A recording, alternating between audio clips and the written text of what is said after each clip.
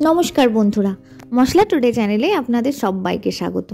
आज रथयात्रा, सकलके जानाई रथयात्रार अनेक शुभेच्छा और भालोबासा।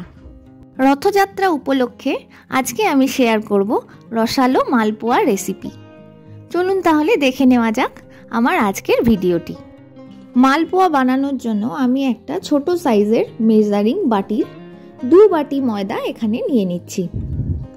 आपनादेर बाड़ीते छोटो बाटी बा छोटो ग्लास जेरम पात्र आछे सेई हिसेबेई आपनारा निये निते पारेन।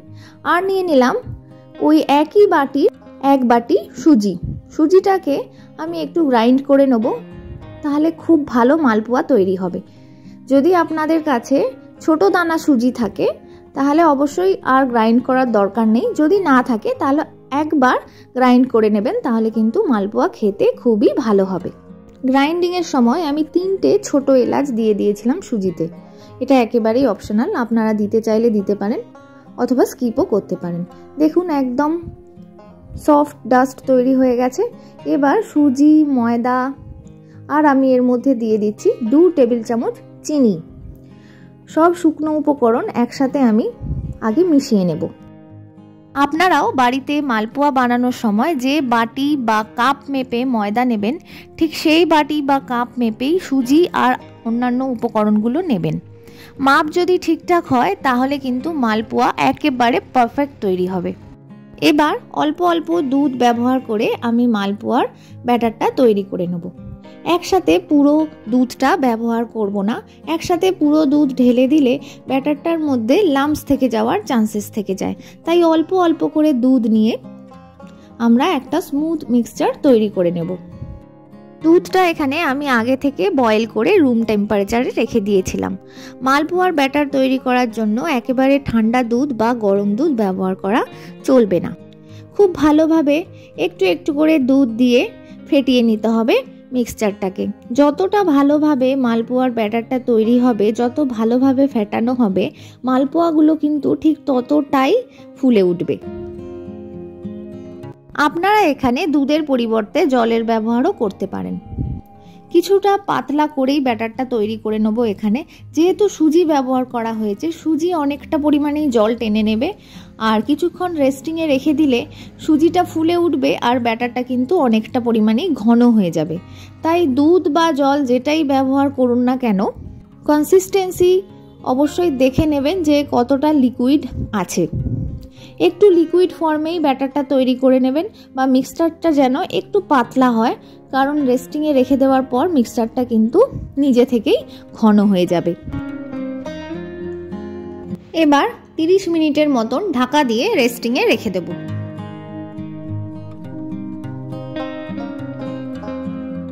মালপোয়ার জন্য চিনির শিরা তৈরি করে নেব। আমি এখানে 1 কাপ পরিমাণে চিনি নিয়ে নিয়েছি, আর নিয়ে নিচ্ছি ওই কাপেরই 1 কাপ পরিমাণ জল। গ্যাসের ফ্লেম হাইতে রেখে চিনিটা মেল্ট হতে দেব। এবার এই চিনির শিরার মধ্যে আমি দিয়ে দেব 3 থেকে 4টে ছোট এলাচ। 4টে ছোট এলাচ আমি এখানে ফাটিয়ে দিয়ে দিচ্ছি চিনির রসটার মধ্যে। চিনির রসটা কিন্তু খুব বেশি ঘন বা পাতলা হবে না। একটা চটচটে আঠালো চিনির রস বা চিনির শিরা আমরা বানিয়ে নেব। দেখুন আমি এখানে হাত দিয়ে দেখিয়ে দিচ্ছি। দেখুন একটা সুতোর মতন হাতে লাগছে, চটচটে আঠালো মতন। ঠিক এই ধরনেরই চিনির শিরা আমরা বানিয়ে নেব। 30 মিনিট হয়ে গেছে। এবারে ব্যাটারের ঢাকনাটা খুলে নিচ্ছি। দিয়ে দিচ্ছি সামান্য পরিমাণে নুন, আর দিয়ে দেবো 1 টিস্পুন হাফ ডাস্ট করে নেওয়া ভাজা মৌরি। মৌরি দিলে মালপোয়ার স্বাদ কিন্তু একেবারে দোকানের মতন হয়, খুবই টেস্টি খেতে হয়। এবার সব কিছু দিয়ে খুব ভালোভাবে মিশিয়ে নিচ্ছি। দেখতেই পাচ্ছেন ব্যাটারটা কিন্তু অনেকটাই ঘন হয়ে গেছে। সুজি অনেকটা পরিমাণেই জল টেনে নিয়েছে আর সুজিটা ফুলে উঠেছে, তাই ব্যাটারটা আমাদের এখানে ঘন হয়ে গেছে। এবারে মালপোয়াগুলো আমরা একটা একটা করে ভেজে নেব। মালপোয়া ভাজার জন্য আমি এখানে বেশ অনেকটা পরিমাণে সাদা তেল বা ভেজিটেবল অয়েল নিয়ে নিয়েছি। আপনারা চাইলে ঘিয়ের ব্যবহারও করতে পারেন। তেল গরম হয়ে গেলে এর মধ্যে একটা একটা করে মালপোয়া আমি ছেড়ে দিচ্ছি। আমার কড়াইটা খুব বেশি বড় নয়, তাই আমি এখানে একটা একটা করে মালপোয়া ভেজে নিচ্ছি। আপনাদের কড়াই বা প্যান যদি অনেক বড় হয় সেক্ষেত্রে আপনারা একটার বেশি মালপোয়াও ভেজে নিতে পারেন। এভাবে হাতায় করে তেল আমি মালপোয়ার ওপরে দিয়ে দিচ্ছি। এরমভাবে করলে মালপোয়াটা কিন্তু খুব ভালোভাবে ফুলে উঠবে। দেখুন, আর নিজে থেকেই তেলের মধ্যে ভেসে উঠেছে। দেখতেই পাচ্ছেন মালপোয়াটা কিন্তু একদম জালি জালি টেক্সচার এসে গেছে। তেল পারফেক্ট গরম হয়েছে কি না সেটা যদি বুঝতে না পারেন তাহলে ব্যাটার থেকে সামান্য পরিমাণে একটু ব্যাটার চামচে করে নিয়ে তেলে ছেড়ে দেখে নেবেন যে তেল পারফেক্ট গরম হয়েছে কি হয়নি। এবারে আরও এক হাতা ব্যাটার আমি তেলে ছেড়ে দিলাম। দুটো করে মালপোয়া আমি এখানে ভেজে নিচ্ছি। এক পিঠ ভাজা হয়ে গেলে অপর পিঠটাও এভাবে উল্টে দিচ্ছি। উল্টে নিয়ে অপর পিঠটাও খুব ভালোভাবে ভেজে নিচ্ছি। গ্যাসের ফ্লেমটা অবশ্যই মিডিয়াম টু হাইতে রাখবেন। দেখুন এই মালপোয়াটাও ঠিক কতটা ফুলে উঠেছে। প্রত্যেকটা মালপোয়াই হালকা লালচে করে আমি ভেজে নেব। এখানে দেখতেই পাচ্ছেন আমাদের প্রথম মালপোয়াটা কিন্তু ভাজা হয়ে গেছে। এবার এই মালপোয়াটা তুলে নেব। দেখুন ঠিক কতটা পরিমাণে মালপোয়াটা ফুলে উঠেছে আর কি সুন্দর কালার এসেছে। এবার এই মালপোয়াটাকে আমরা চিনির শিরার মধ্যে দিয়ে দেবো।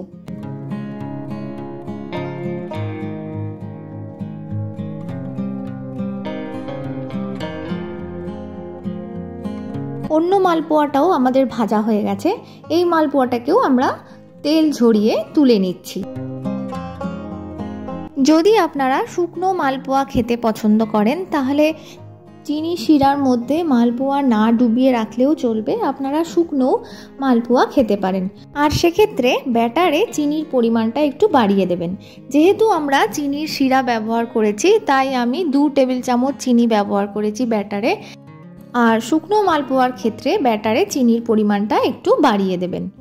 শুকনো মালপোয়া আপনারা কিন্তু অনেক দিন পর্যন্ত স্টোর করে রাখতে পারেন যে কোনো এয়ারটাইট কন্টেনারে। দেখুন একই রকমভাবে গ্যাসের ফ্লেম মিডিয়াম টু হাইতে রেখে আমি একটা একটা করে মালপোয়া তেলে ভেজে নিচ্ছি। আর মালপোয়াগুলো কিন্তু তেলের মধ্যে ভেসে উঠছে আর প্রত্যেকটা মালপোয়ায় কিন্তু গোল হয়ে ফুলে উঠছে।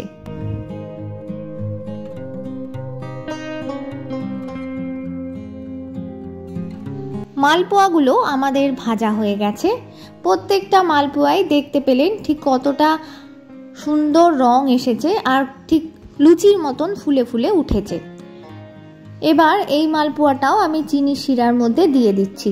আমি এখানে মালপোয়াগুলো চিনির শিরার মধ্যেই ডুবিয়ে রেখেছিলাম। আপনারা চাইলে 2 থেকে 3 মিনিট চিনির শিরার মধ্যে ডুবিয়ে রেখে সেগুলোকে তুলে নিয়ে কোনো বড় ছাঁকনিতে দিয়ে দিতে পারেন। তবে এভাবে খানিকক্ষণ রসের মধ্যে ডুবিয়ে রাখলে মালপোয়াগুলো কিন্তু একেবারে নরম তুলতুলে হয়ে যায় আর খেতেও কিন্তু খুবই সুস্বাদু হয়।